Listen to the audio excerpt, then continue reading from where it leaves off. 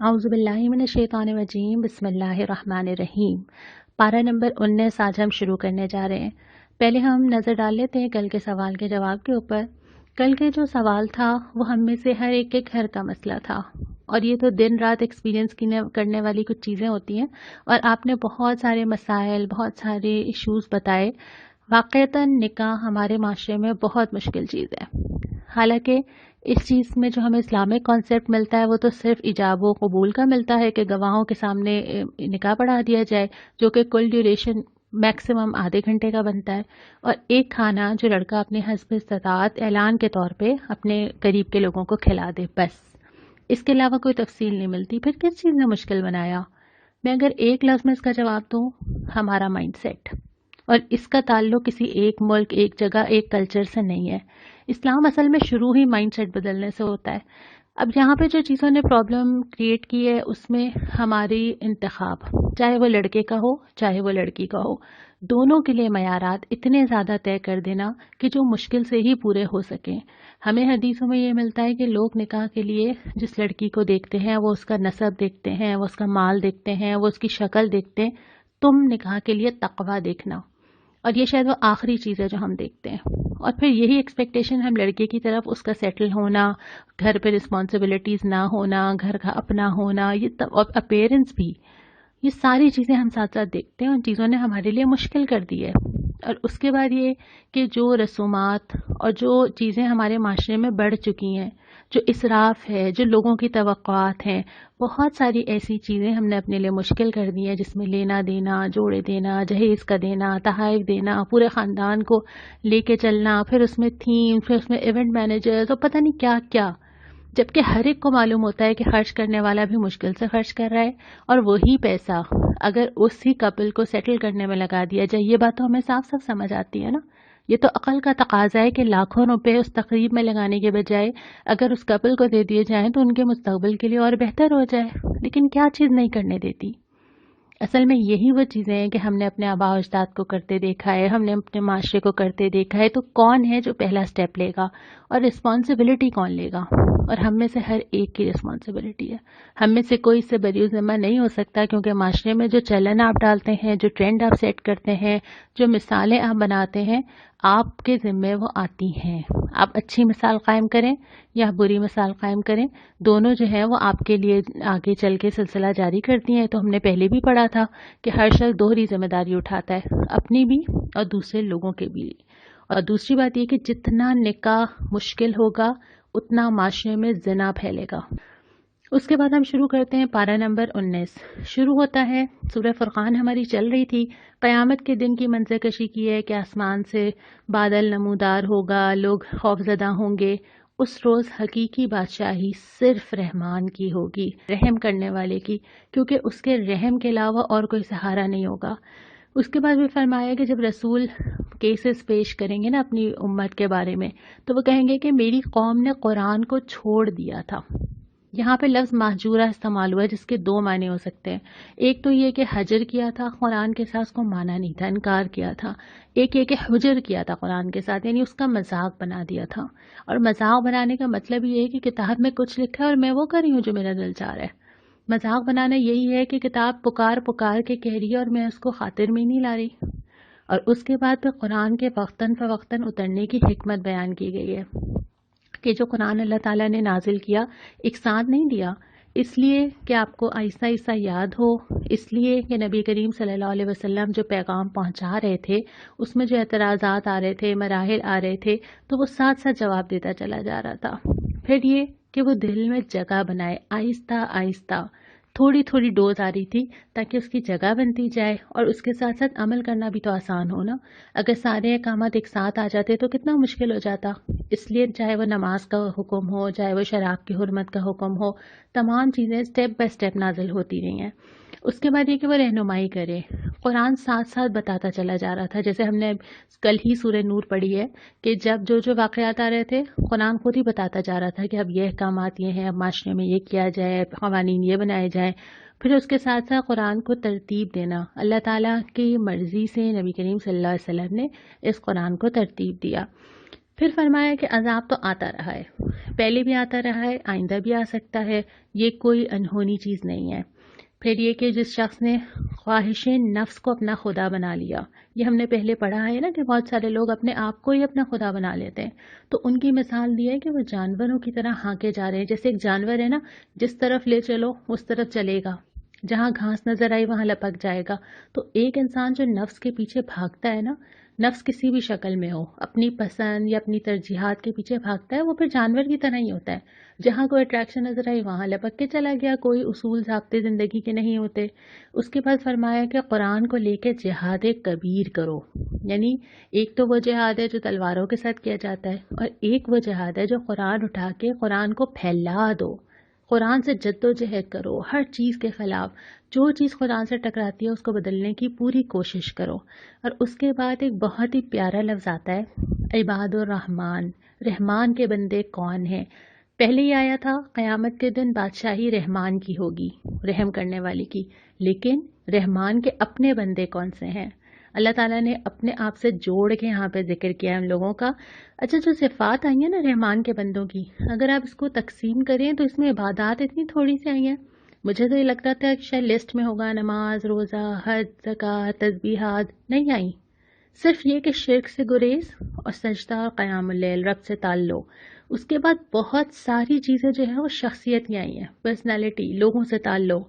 پہلی چیز یہ کہ نرم چال، یہ جو چال آپ کی باڈی لینگویج ہوتی ہے نا، چال میں ایک تو چال چلن ہم کہتے ہیں، اور ایک یہ ہوتا ہے کہ وہ اس کی باڈی لینگویج کیا ہے، جیسے انسان کی پرسنالٹی ہوتی ہے نا، وہ اس کی اظہار ہوتا ہے اس کی چال سے، اس کے چلنے سے۔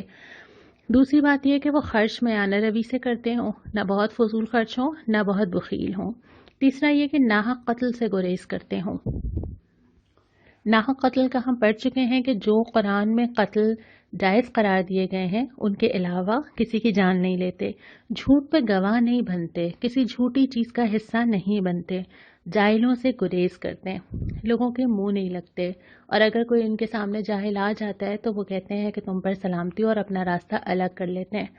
پھر اس کے بعد یہ کہ زنا سے پاک رہتے ہیں، اور یہ چیزیں ہم نے پہلے بھی پڑھی ہے کہ زنا کی طرف جانے والی ہر چیز سے بھی اپنے آپ کو بچانا۔ پھر لغویات سے دور رہتے ہیں، جو آپ نے ابھی فہرست بنائی تھی نا لعب کی کہ کون کون سی چیزیں ہیں جو لغویات میں آتی ہیں، ان سے اپنے آپ کو بچا کے رکھتے ہیں۔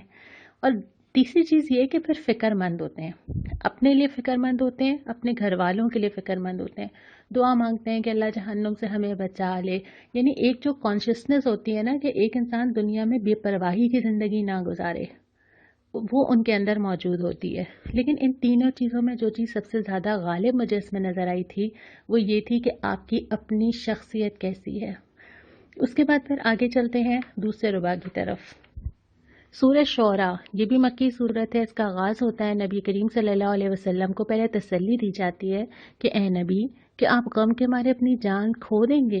کیا غم تھا اللہ کے نبی صلی اللہ علیہ وسلم کو؟ صرف یہ کہ میری قوم ایمان نہیں لا رہی۔ اور پھر اس کے بعد تسلی دینے کے بعد حضرت موسیٰ کا ذکر کیا کہ اللہ تعالیٰ نے تو وہاں سے راستہ نکالا تھا جہاں سے وہم و گمان میں بھی نہیں تھا، سمندر پھاڑ کے اس کے اندر سے ان کو گزروا دیا تھا۔ پھر حضرت ابراہیم کے الفاظ دہرائے ہیں اور دعا کی بھی یہاں پہ ہمیں بتائی گئی ہے، اور وہ الفاظ بہت ہی پیارے ہیں، اور وہ بہت بڑی تسلی ہے جو اللہ کے نبی صلی اللہ علیہ وسلم کو دی جا رہی ہے کہ اے نبی، ابراہیم بھی یہی کہتے تھے۔ کیا کہتے تھے؟ کہ میرا تو خالق حقیقی، میرا رب تو اللہ ہی ہے، وہی مجھے پیدا کرتا ہے، وہی مجھے ہدایت دیتا ہے، وہی کھلاتا ہے، وہی پلاتا ہے، وہی شفا دیتا ہے، وہی موت دے گا، وہی زندگی دے گا، اور مجھے لالچ ہے، طمع کا لفظ استعمال ہوا ہے کہ مجھے لالچ ہے کہ وہ مجھے معاف کر دے۔ اس کے بعد قوم نوح کا ذکر آتا ہے۔ پارہ نمبر 19 کا جو تیسرا ربع ہے، یہاں پہ اللہ تعالیٰ نے قوموں کے ذکر تو دوبارہ کیے ہیں، لیکن اس دفعہ زاویہ مختلف ہے۔ پہلے یہ ذکر کیا تھا کہ یہ ساری قومیں عذاب کا شکار ہوئیں، اللہ تعالیٰ نے ان کی پکڑ کی۔ پھر ایک جگہ ذکر آیا تھا کہ ان ساری قوموں کو ایک ہی پیغام دیا گیا تھا کہ اللہ کی اطاعت کرو، اس کے علاوہ کسی کو شریک نہ کرو۔ اس دفعہ ان قوموں کو ذکر کرنے کی وجہ مختلف ہے۔ اس دفعہ ذکر یہ کیا گیا ہے کہ سارے نبی گئے، سب نے اللہ کی طرف بلایا، اور سب نے ایک ہی جملہ کہا، اور وہ جملہ کیا تھا؟ کیا تم اللہ سے بے خوف ہو گئے ہو؟ کیا تمہیں اللہ سے کوئی ڈر نہیں لگتا؟ قوم عاد کا ذکر ہے، بڑی بڑی عمارتیں بنا لی، اور بڑی بڑی عمارتیں بنانے کے بعد ایک ذہن میں ایک تصور تھا نا کہ اب تو ہم کتنا کچھ جان گئے ہیں، اب تو ہم جو چاہے کر سکتے ہیں، اب تو ہمارے اندر کتنی طاقت، کتنی ٹیکنالوجی، کتنی ترقی. لیکن ان سے بھی کہا گیا اللہ کا خوف نہیں رکھتے. پھر اس کے بعد قوم سمود جو کہ فسادی لوگوں کی اطاعت کرنے لگے، جو ہم نے پہلے بھی پڑھا تھا کہ ان لوگوں کی اطاعت نہ کرو جو زمین میں فساد پھیلا دیتے. اپنی لیڈرشپ سوچو کہ تم کس کے ہاتھ میں دے رہے ہو. پھر قوم سمود کی بھی یہی فرمایا گیا کہ کیا تم اللہ کی اطاعت نہیں کرتے، کیا تم اللہ سے ڈرتے نہیں ہو، کیا تمہیں اللہ کا خوف ہی نہیں ہے. پھر قوم لوط ہم جنس پرستی میں مبتلا تھے، ان سے بھی یہی پوچھا گیا. پھر اس کے بعد اصحاب الایکہ کا ذکر ہے کہ جو لوگوں کو گھاٹا دیتے تھے، ان سے بھی یہی کہا گیا کہ کیا تم اللہ سے ڈرتے نہیں ہو. میں نے ایک دفعہ پہلے بھی یہ بات کی تھی کچھ دیر پہلے، اور میں دوبارہ یہ بات دہرا رہی ہوں کہ اللہ تعالیٰ نے جو جرائم گنوائے ہیں نا، اس کا بڑا تعلق زمین میں فساد برپا کرنے سے ہے. خواہ وہ ہم جنس پرستی ہو، خواہ وہ لوگوں کو گھاٹا دینا ہو، ترازو میں ڈنڈی مارنا ہو، فساد کا برپا ہو جانا ہو. اللہ تعالیٰ نے یہاں پہ اپنے حقوق کی ابھی بات ہی نہیں کی، حالانکہ وہ بھی بہت اہم ہے. لیکن اللہ تعالیٰ نے ان چیزوں کی خاص طور پہ بات کی ہے جو زمین میں فساد برپا کرتے ہیں. عبادتیں بھی بہت اہم ہیں، نماز، روزہ، حج، زکوٰۃ، انفاق بہت اہم ہے، لیکن جو چیزیں لوگوں کو متاثر کرنے والی ہیں ان کے اثرات بہت بہت دور تک جاتے ہیں. تو یہاں پہ بھی حالانکہ یہ ساری قومیں وہ بھی تو تھیں کہ جنہوں نے نبیوں کو تنگ کیا ہے، جنہوں نے اسلام لانے سے انکار کیا ہے، لیکن یہاں پہ جو جرائم گنوائے گئے ہیں نا، وہ ہیں جو زمین میں مسائل پیدا کرتے ہیں، جو اللہ کی زمین پہ فساد برپا کرتے ہیں. اس کے بعد پھر ذکر آئے اس قرآن حکیم کا. پہلے بھی آیا تھا، دوبارہ آ گیا. اللہ تعالیٰ کی یہ کتاب جو اللہ تعالیٰ نے میرے گھر میں، میرے ہاتھ میں دے دی، فرمایا کہ یہ رب العالمین کا نازل کردہ ہے. پہلی چیز جو درست ہو جانی چاہیے، جو سورہ فاتحہ میں ہی پہلے سپارے میں پہلے جملے میں الحمدللہ رب العالمین، جو ہر نماز میں ہر رکعت میں الحمدللہ رب العالمین. مسائل شروع اسی کانسیپٹ سے ہوتے ہیں کہ انسان اس دنیا کا رب کس کو مانتا ہے. اگر انسان یہ بات مانتا ہے کہ ان تمام جہانوں کا رب اللہ ہے، وہی چلا رہا ہے، وہی کھلا رہا ہے، جو ابھی حضرت ابراہیم کی دعا کے الفاظ تھے کہ وہی مجھے کھلاتا ہے، وہی پلاتا ہے، وہی زمین سے کچھ اگاتا ہے تو میرے رزق کا بندوبست ہوتا ہے، وہی بارش دیتا ہے تو یہ غلہ نکلتا ہے، تو میں تو ہر چیز کے لیے اللہ کے محتاج ہوں ہی. لیکن اگر میں اس کو قبول کر لوں کہ اللہ رب العالمین میرا رب ہے، پھر یہ میرے لیے صرف بک نہیں ہے، پھر یہ میرے لیے مکمل ہدایت ہے جو میرے پالنے والے نے میرا مینول میرے ساتھ بھیجا ہے. جیسے کہ ہمارے موبائل کے ساتھ بھی ایک مینول ہے، میں اگر بلینڈر بھی خریدوں گی تو اس کے ساتھ ایک مینول ہے. کوئی بھی چیز خریدنے جاتی ہوں ایک چھوٹی سی کتاب اندر سے نکلتی ہے کہ اس کو استعمال کیسے کرنا ہے، اور ایسا نہ ہو کہ تم کوئی غلطی کر جاؤ، اور ایسا نہ ہو کہ تم اس کو جلا دو یا تم خراب کر دو. بنانے والا ساتھ ہدایات بھیجتا ہے کیونکہ استعمال کرنے والے کو نہیں پتا کہ کیا کیا احتیاطیں کرنی چاہیے. اللہ رب العالمین نے میرا اور آپ کا مینول ساتھ بھیجا ہے کیونکہ مجھے نہیں پتا کہ میں اپنے آپ کو کیسے کیسے نقصان پہنچا لوں گی. تو اللہ تعالیٰ چاہتا ہے کہ میں وہ پڑھوں، مجھے معلوم ہو کہ ہاں تمہارے لیے بھلائی، فلاح، آسانی کس راستے میں ہے. لیکن مجھ سے بڑا بدقسمت کون ہوگا کہ اگر میں نے پوری زندگی وہ مینول ہی نہیں پڑھا. اور نہ پڑھنے کا وجہ کیا ہو سکتی ہے؟ یا تو یہ میں اس کی ضرورت ہی محسوس نہیں کرتی. تو اسی لیے یہاں پہ پہلی بات تو یہ فرمائی کہ وہ نازل کس نے کیا ہے، اس کی عظمت کو محسوس کرنے کی ضرورت ہے. اس رب العالمین نے جو تمہارا پیدا کرنے والا اور اس کائنات کو چلانے والا ہے. دوسری بات یہ کہ یہ صاف صاف عربی زبان میں آیا ہے، بہت آسان ہے سمجھنا. ابھی ہم اتنے دن سے جو قرآن پڑھ رہے ہیں، کیا قرآن پڑھنا بہت مشکل کام ہے؟ نہیں ہے. قرآن دلوں میں اترتا ہے، انسان یکسو ہو کے بیٹھتا ہے تو قرآن کی ایک ایک آیت سمجھ آتی ہے. عربی زبان میں ہے اور نبی کریم صلی اللہ علیہ وسلم کی پسندیدہ زبان ہے. لیکن ہمیں یہ لگتا ہے کہ ہمیں ٹرانسلیشن مل جائے، ہم کیوں نہ عربی زبان یاد کرنے کی کوشش کریں. ہم بہت ساری زبانیں خوشی سے، مجبوری سے پڑھتے ہیں. ہماری نیشنل لینگویج نہیں ہوتی لیکن ہم انگلش پڑھتے ہیں، ہم سندھی پڑھتے ہیں کیونکہ ہمیں مارکس چاہیے ہوتے ہیں. ہمیں کوئی ڈرامہ پسند آ جاتا ہے، ہم ٹرکش لینگویج پڑھنا اور سمجھنا شروع کر دیتے ہیں.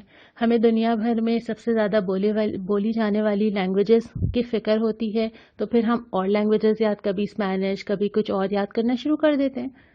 بہت سارے لوگ فرینچ کی کلاسز لے رہے ہوتے ہیں، تو عربی کیوں نہیں؟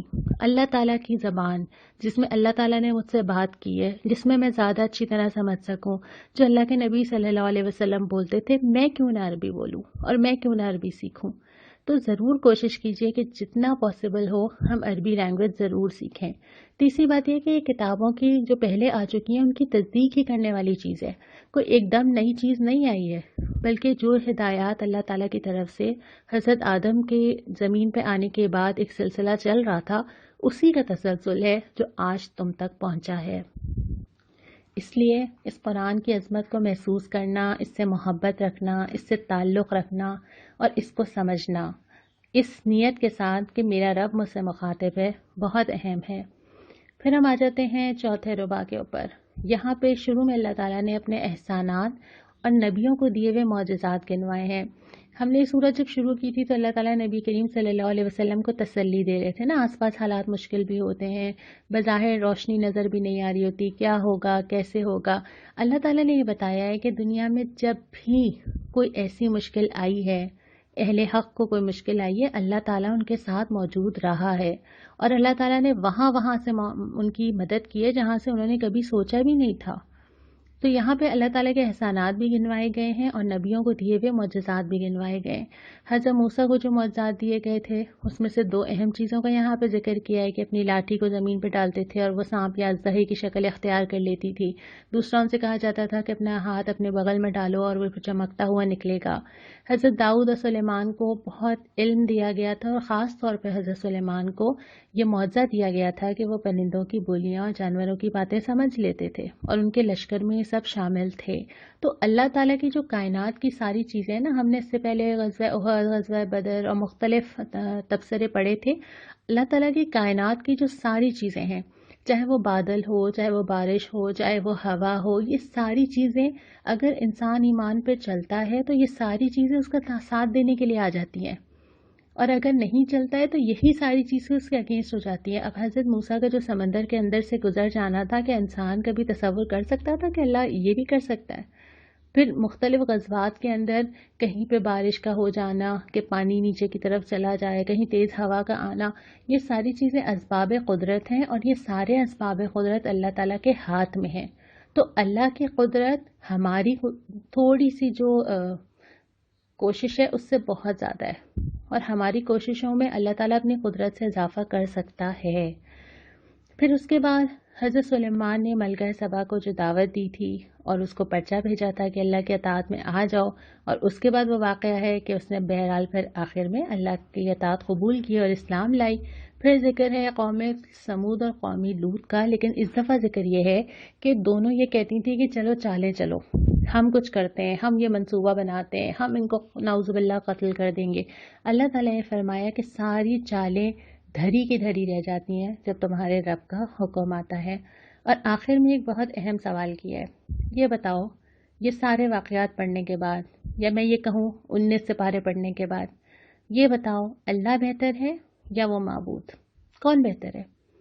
وہ جس پہ تکیہ نہ کیا جا سکے، جس سے مانگا نہ جا سکے، یا وہ اللہ جس سے جب لگ کے دعا مانگی جائے نا، اور اس کو آپ تجربہ کر کے دیکھیے، جب آپ اللہ کے سامنے رو کر صرف اللہ سے خالص ہو کے دعا مانگتے ہیں، جب آپ راتوں کو اٹھ کے اللہ کے سامنے گڑ گڑاتے ہیں، آپ کو محسوس ہو جاتا ہے کہ آپ کی دعا سنی گئی ہے۔ اور پھر وہ اللہ جو ان ساری چیزوں کا حل کر سکتا ہے جن کو انسان نہیں کر سکتے، اور پھر وہ اللہ جو سب سے زیادہ رازدار ہے، جس سے میں ہر بات کر سکتی ہوں اور مجھے یہ خطرہ نہیں ہے کہ وہ میری بات کو کس طرح سمجھے گا اور کس طرح کہے گا اور کس طرح کسی اور کو پہنچا دے گا، وہ اللہ۔ اور پھر وہ اللہ جس کے ہاتھ میں اسباب قدرت ہیں، لوگ نہیں کر سکتے میرے مسائل حل، لوگ نہیں جانتے میری خواہشات، میری ضروریات، میرے دل کے معاملات، میری پریشانیاں، میرے غم، لوگ نہیں جانتے، صرف اللہ جانتا ہے۔ تو اللہ بہتر ہے یا یہ سارے معبود؟ صرف اللہ۔ تو اللہ ہی کی طرف رجوع انسان کو سکون بھی دے سکتا ہے، امن بھی دے سکتا ہے۔ یہاں پہ آ کے سپارہ ختم ہوتا ہے۔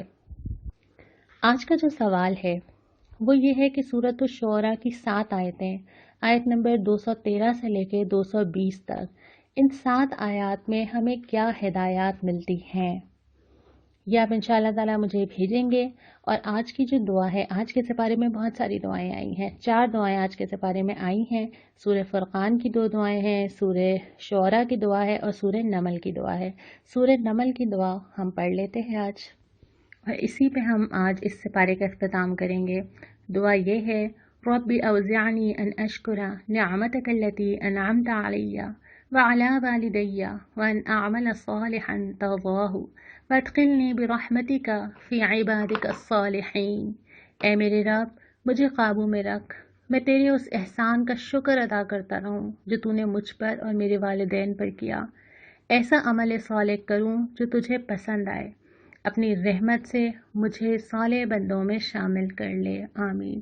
یقیناً اللہ تعالیٰ کا احسان ہے کہ اللہ تعالیٰ نے ہمیں مسلمان بنایا، اور اللہ تعالیٰ ہم سے وہ کام کروا لے کہ ہم اللہ کی رحمت کے مستحق ہو جائیں۔ ہم سب ایک دوسرے کے لیے دعا کریں۔ انشاءاللہ تعالیٰ کل ہم پارہ نمبر 20 کا آغاز کریں گے۔ السلام علیکم ورحمۃ اللہ۔